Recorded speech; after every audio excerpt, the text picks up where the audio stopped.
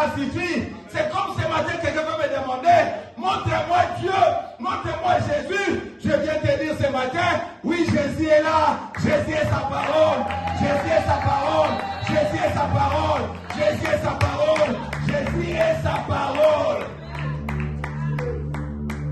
Alléluia. La parole de Dieu est sacrée.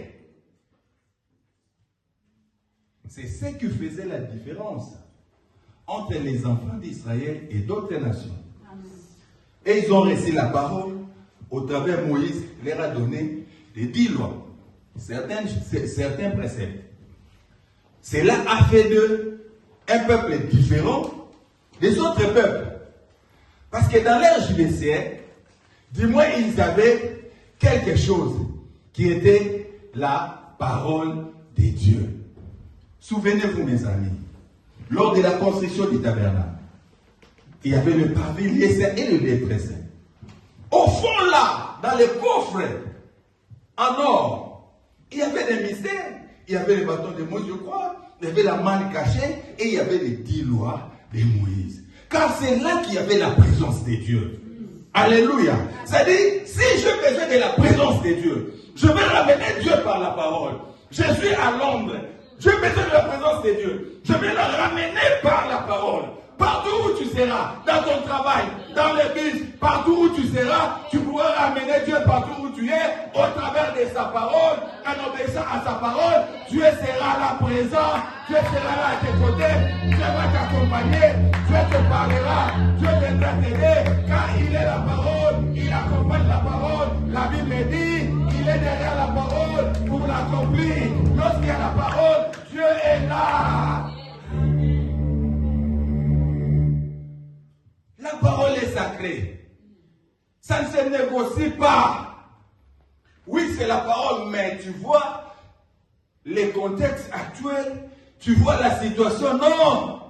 Non. Non. Alléluia. Amen. Non. La parole de Dieu est immuable. On ne peut pas bouger la parole. Même si ta situation vient, la situation ne changera pas la parole. Même si le mari te quitte, ça ne changera pas la parole. Même si la graisse ne t'aime plus, ça ne changera pas la parole. Même si tes enfants t'abandonnent, cela ne changera pas ta parole. Même si nous te chassons des vieilles voix, cela ne changera pas la parole. Car la parole de Dieu est immuable. La parole de Dieu ne change pas. La parole de Dieu est efficace. Alléluia. Amen. La parole de Dieu. Que cela lié ça sur votre cou. Vous savez comme on se sert pour tirer une chèvre, que la parole de Dieu te tue partout. Alléluia. Hein, je devais une chèvre, que la parole me ramène partout. Car la Bible dit, l'Éternel est mon berger, je ne manquerai de rien. Car l'Éternel qui est mon berger, qui est la parole, il me conduira vers des eaux paisibles. C'est pourquoi je m'abandonne entre ses mains. Que la parole me conduise. Même si je vois le désert maintenant, je sais derrière ce désert, il y a la terre promise. Même si je vois la souffrance maintenant, je sais qu'à un moment, la situation va changer. Même si je suis Sarah, stérile, les gens se moquent de moi, mais je sais qu'il y a Isaac quelque part. Après le temps, il y aura un Isaac, la situation va changer. Je crois à la fidélité de Dieu, non pas à la fidélité d'une personne, mais à la fidélité de Dieu. Car Dieu ne peut jamais se contredire. Sa parole ne peut jamais sortir du ciel, rentrer vers lui, sans avoir accompli le fait. J'ai confiance à sa parole. Il ne mentira jamais. La Bible dit en lui, il n'y a pas de mensonge. Dieu n'a que la vérité. La parole est sacrée. Aimons la parole. Même si un jour vous quittez la Grèce, vous allez dans un coin du monde. La particularité, lorsque vous entrez quelque part, il faut qu'il y ait la parole. Parce que c'est la parole qui va te préparer à être un chrétien efficace. C'est la parole qui va t'aider à comprendre comment prier. C'est la parole qui t'aidera à comprendre comment vivre comme chrétien, comme en étant une lumière sur cette terre. Le monde souffre. Le monde a besoin de la révélation des fils de Dieu. Comment le monde verra cette révélation? C'est en vivant différemment par rapport à la parole de Dieu. Là où les gens volent, là où les gens mentent, mais toi tu ne vis pas de cette manière. Toi tu vis différent. C'est alors qu'il comprendra, il est dans ce monde, mais il n'est pas dans ce monde. De ce monde. Parce que son comportement ne reflète pas les gens de ce monde. Il a ses intérêts quelque part au ciel. Vous savez, nous obéissons à la parole parce que nous avons nos intérêts quelque part. Il y a nos intérêts au ciel. Il y a quelqu'un qui nous a dit, je m'en vais vous préparer des places. Un jour, je viendrai vous prendre pour que là où je suis, vous y serez. Je suis citoyen du ciel. Je suis un ambassadeur. Je vis sur cette terre, mais j'ai une nation qui m'attend. J'ai un pays qui m'attend. C'est pourquoi je dois vivre loyalement aux instructions données par mon roi, car moi je suis qu'un ambassadeur. Je ne peux pas aller à la contre des instructions que je reçois du ciel, car je sais un jour, alléluia, je quitterai cette terre, j'irai rendre compte devant le Dieu qui m'a appelé. Depuis mon enfance jusqu'à aujourd'hui, je lui dirai, j'étais là, j'ai respecté tes enfants, j'étais là, j'ai prêché, j'étais là, je ne détournais pas le couple des gens, j'étais là, j'ai servi les Seigneurs, j'étais là, j'ai respecté les gens, j'étais là, j'ai donné l'opportunité aux gens. Seigneur, j'ai respecté ta parole, où est ma récompense? Alléluia. Nous serons là, nous rendrons compte. Raison pour laquelle nous avons tout intérêt à vivre par rapport à la parole de Dieu. Pas avec nos sentiments, pas avec nos émotions. Vous savez, les émotions parfois nous trahissent. Je peux être bien avec maman Nicole aujourd'hui, mais demain, je sens que mon cœur ne veut plus d'elle. Alléluia. Je ne sais pas comment expliquer ce que je ressens. Ça, c'est l'homme. Ça sont des émotions. Ça varie. Même dans les mariages. Peut-être il y a des mariés, il y a d'autres qui entrent dans les mariages. Il y a des moments où tu es comme ça. Tu t'apprends à ta femme. Mais à celle qui est de l'autre côté, et ça n'est pas. Ça arrive. Les émotions, ça arrive. Mais que cela ne change pas la parole de Dieu. Car la parole de Dieu ne dépend pas de nos émotions.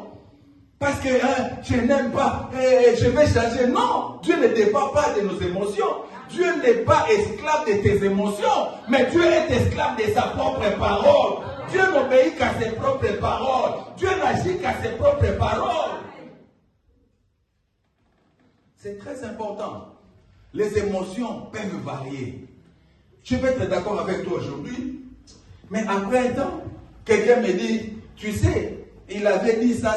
Ah, il est contre moi, je ne veux plus d'elle ou de lui. Ça, les émotions, ça peut varier par rapport à ce qu'on écoute. Un enfant de Dieu n'agit pas par rapport aux émotions parce que c'est là que le diable travaille. Alléluia. Mais un enfant de Dieu vit par la parole de Dieu. Tu me dis que le frère ne m'aime pas, il parle de mal de moi. Je rentre dans la parole. Qu'est-ce que la parole de Dieu? Aimez vos ennemis, priez pour lui. Je rentre dans ma chambre, je vais faire, Seigneur, je l'aime, bénis-les, touche son cœur, afin qu'il puisse m'aimer. Car nous voulons être un dans le Seigneur. Alléluia. Je ne me lève pas pour me venger, mais je veux me jeter devant le Seigneur. Priez avec amour pour les bien-aimés, afin que le Seigneur nous unisse encore davantage. C'est ça, c'est que la parole de Dieu dit. Pas les émotions. Les émotions viendront déjà, ainsi de suite, ainsi de suite. Non. Mais qu'est-ce que la parole de Dieu dit?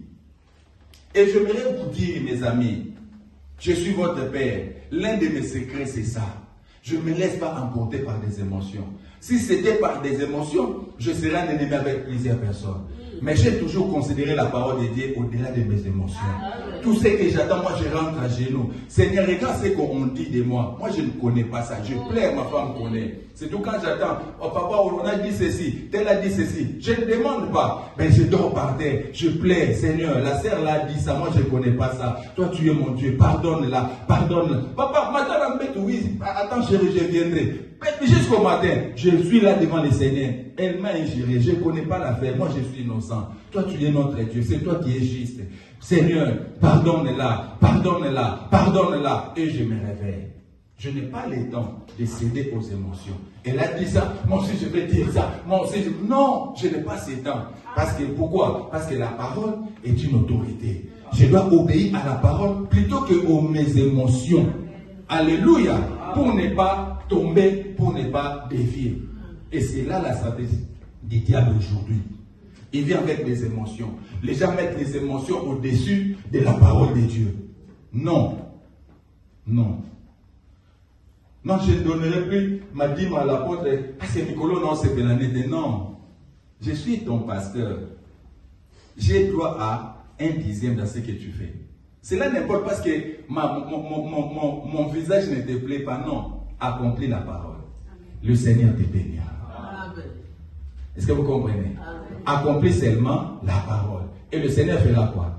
Il te bénira. Car il ne dépend pas de nos émotions. Parce que l'émotion de l'homme change. Même celui que tu penses qu'il est ton ami pendant 2 mois, 3 mois. Après 6 mois, il sera ton pire ennemi. C'est lui qui nous dira tout ce que tu avais dit là. Est-ce que vous comprenez? Aujourd'hui, vous êtes en train de vous calomnier. Mais après, je vous promets, dès 4, 5 mois, je l'ai toujours dit. Papa, tu sais, les temps là, c'est qu'elle avait... Oh, elle avait... C'est par là qu'on vous dit, ne vous livrez pas aux émotions. Attachez-vous à la parole de Dieu. Et cela amènera des grands résultats dans votre vie. Alléluia. Est-ce qu'on peut acclamer le Seigneur?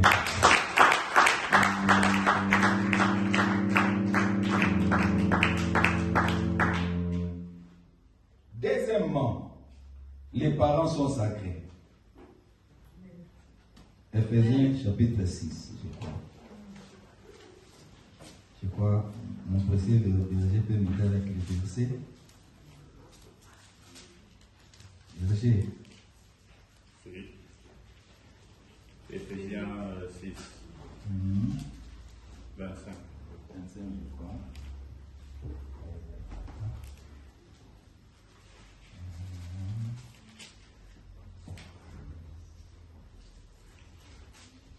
Mon verset est très fort, mais vous avez...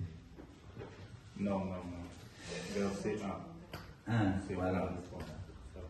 Voilà. Éphésiens 6. Ok. 1, 3. La Bible dit, enfants, obéissez à vos parents selon le Seigneur, car cela est juste. Honore ton père et ta mère, c'est le premier commandement avec une promesse, afin que tu sois heureux et que tu vives longtemps sur la terre du vivant. Amen. Hein? Les parents sont sacrés. Les parents sont sacrés par rapport à la parole de Dieu. Vous savez, lorsqu'on respecte son parent, c'est-à-dire c'est une semence que vous êtes en train de jeter pour récolter vous-même un jour. Parce que vous êtes aussi appelé à être parent, n'est-ce pas? Donc, de la même manière que vous êtes en train de traiter vos parents aujourd'hui, c'est de la même manière qu'on vous traitera aussi après demain aussi. Lorsque vous serez aussi des parents. La Bible dit, honore ton père et ta mère, car ça fait partie des commandements de Dieu. Attaché avec des promesses, afin que tu vives la prospérité, que tu résistes et que tu vives longtemps. C'est-à-dire, lorsqu'on respecte son parent, premièrement, on est garanti d'une vie meilleure, de la prospérité sur terre. Et deuxièmement, de vivre très très très longtemps. C'est-à-dire, lorsqu'on respecte ses parents, Dieu envoie l'ange de la prospérité et l'ange de la longévité. Il est là pour vous préserver contre des accidents, contre des morts subites, afin que vous viviez encore très très longtemps. Et aujourd'hui, il y a une doctrine qui se développe. Vous voyez, les gens respectaient beaucoup son pasteur, mais respectaient moins ses parents. Ça, ce n'est pas la parole de Dieu. Est-ce que vous comprenez? Vous ne pouvez pas respecter n'importe qui plus que vos parents. Vous devez les respecter. Car si vous êtes là, Dieu les a utilisés pour votre venue sur cette terre. Qu'importe leurs faiblesses, qu'importe leurs imperfections, vous êtes appelés à les respecter et à être toujours à côté d'eux pour les soutenir. Vous savez, Dieu connaît toutes choses d'avance. Dieu connaissait les imperfections, les erreurs de tes parents. Qu'à un certain moment, ils seront plus capables de te payer des études. Dieu les savait. Mais Dieu les a choisis pour qu'au travers d'eux, que tu viennes dans ce monde. Amen. Il y a la redevabilité. Vous devez les reconnaître toute votre vie sur cette terre. Vous devez prendre soin de vos parents durant tout votre séjour sur terre. Vous devez les respecter et le faire respecter. Il y a d'autres personnes, lorsqu'ils parlent de ses parents, même à sa femme, à son mari, avec ses amis, avec des nains. Vous savez, moi, cette famille-là, je me suis fatigué de cette famille-là. Beaucoup de sorciers. Est-ce que ton mari a besoin d'apprendre ça? Est-ce que ta femme a besoin d'apprendre ça? Est-ce que c'est ça la raison qui vous unisse? Alléluia. Il y a d'autres personnes qui sont, je ne sais pas, je me réserve d'autres qualifications. J'aime ma femme. Je fais ma vie avec elle. Mais est-ce qu'il faut que j'explique toute la vie de ma maman, tu vois, dans notre famille, l'oncle est là, et ceci, c'est là, pour que ma femme fasse quoi? Je vais vous dire une chose. Vous savez, dans la vie, lorsque quelqu'un découvre beaucoup de tes faiblesses, il ne respecte plus. Amen. Est-ce que vous comprenez? Amen. Même dans vos relations, vous rencontrez quelqu'un aujourd'hui. Oui, tu as vécu avec Alain, ce n'est pas important de l'informer. À force de comprendre ton histoire passée, il n'aura plus de respect envers vous. Je vous dis vrai. Vous pensez que si ma femme me dit par exemple que son père était voleur, que moi je dois respecter encore ma femme? Non, elle vient d'un parent voleur. Je n'ai plus de respect pour ces parents-là. Est-ce que vous comprenez?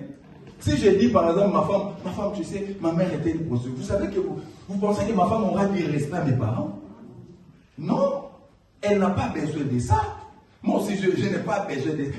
Mon problème, c'est qu'on les aide, qu'on prie pour eux et qu'on les soutienne. Mais aujourd'hui même, l'histoire de ta propre famille est déballée partout. Pourquoi? Pourquoi? Simplement parce que quand tu te mets à parler, tu n'as pas de frein. C'est pourquoi je dis qu'il faut lire la Bible. La Bible dit la bouche qui parle beaucoup ne manque pas à pécher. Tellement tu aimes parler, tu dis des choses qu'il ne faut jamais dire. Et après tu regrettes. Un enfant de Dieu parle moins. On peut être là, vous parlez. Oui, un enfant de Dieu ne fait qu'écouter. Il vous dit que ce qui est essentiel. Mais comment vous apportez? Vous humiliez vos parents comme ça? Moi, mes parents ne m'ont pas aidé à étudier. Est-ce qu'on a besoin de ça? Est-ce que cet ami a besoin de ça? Ta fiancée a besoin de ça? Il n'a pas besoin de ça. Peut-être pour lui c'est pur. Mais le problème c'est que lui, il sait protéger ses parents. Il n'en parlait pas. Alléluia.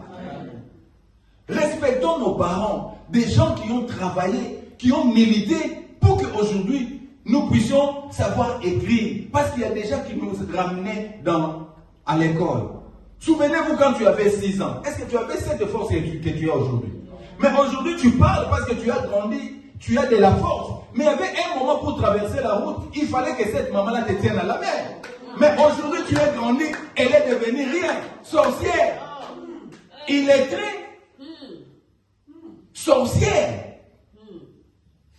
Ça c'est quelle doctrine? Et vous allez chez vos prophètes et vos prophétesses, c'est tout ce qu'ils ont comme discours. Tu sais ta famille, tu sais ta famille, tu sais ta famille, tu sais ta famille, tu sais ta famille. Où est la place de Jésus? Où est la place de Jésus? Où est la place de la puissance de Dieu? Qu'importe la famille,